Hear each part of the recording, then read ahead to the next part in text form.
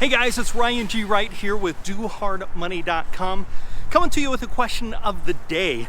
Every single day I do a Just Ask Ryan question of the day, and today's question is how to start fix and flip homes. How do I get started in fix and flipping homes? Got a lot to say about this, but before I do, if you have a question of the day you'd like me to ask about real estate, finance, personal investment, real estate investing, rental properties, type it in the comments below and I will answer that question for you. So, how do you get started fix and flipping a house? The first thing a lot of people don't realize is the most time-consuming portion of fix and flipping a house is not the rehab, it's in finding the property. This is where most people make mistakes. This is where most people get discouraged, and this is why most people never get started.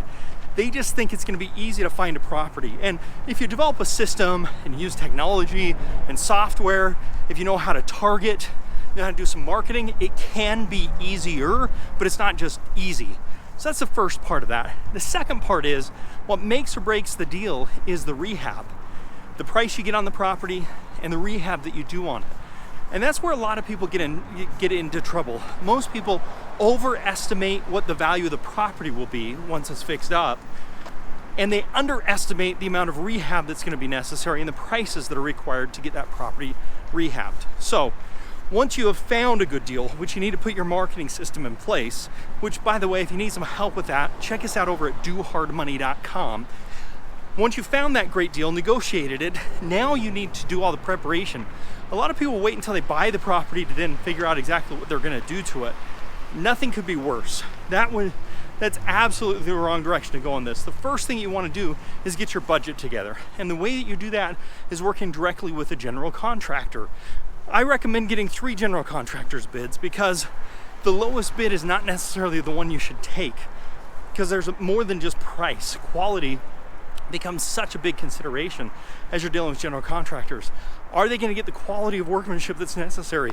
Are they going to get the work done in a timely manner? You see, if a guy charges you 20 grand and somebody else is going to charge you 40 grand, but he's going to take a year to get the work done, your interest payments alone, it'd be cheaper to go with the guy that's going to cost you 40 grand as long as he can get the work done. But you also have to make sure that you vet these contractors, that you look at work they've done, that you get referrals. Once you've gone through that process and then you have analyzed the deal, understanding what your property is going to sell for, how much it's going to cost you in fees, costs, agents, title fees, transfer tax, anything else that's necessary, which by the way, we have an advanced deal analysis that helps you with all this. And then you actually determine how much the repairs are going to be. We like to use project managers. We have project managers that work with our clients to help them understand the scope of the work, and then also to make sure the general contractor can get the work done, to help vet that contractor. It's really helpful. So you may want to look at getting a project manager to help you out with that process throughout the entire time. Then you have to manage the repairs. Make sure that it's on time and on schedule. What we like to do is put a scope of work together.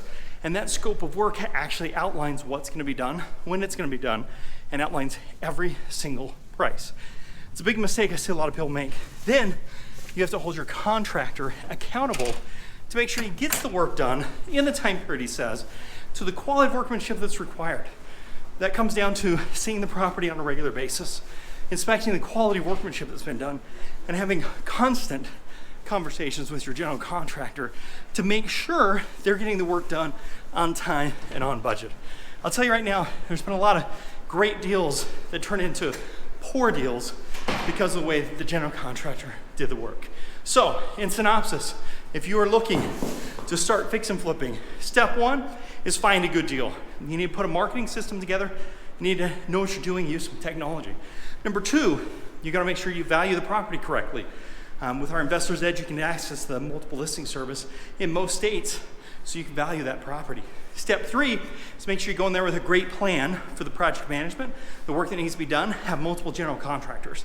Step 4 is then working with those contractors, project managing to make sure it's on time and on budget and the quality of workmanship is there. Step 5, which is the one everybody gets excited about and everybody watches on TV all the time, which is actually the selling and finding a new buyer. That's typically the easiest because if you've done your job right, of pricing it right, getting the workmanship done correctly, selling the property is typically the easiest step of getting it on, getting a competent agent that's going to help you negotiate and get that property resold. So if you've enjoyed this video, please smash that thumbs up button. It's fun to do, and it's a big help to me with the YouTube logarithms as they're promoting our channel to help people with real estate investing. Also, there's a couple of videos I think you're gonna wanna check out. One of them is how to fix and flip loans work for beginners. So one of the aspects of this is make sure you get a loan for the fix and flip. I've got a video all about that. I also have another video, what's the average profit from a flip? If you'd like to see the average profit from a flip, check that out in this video as well.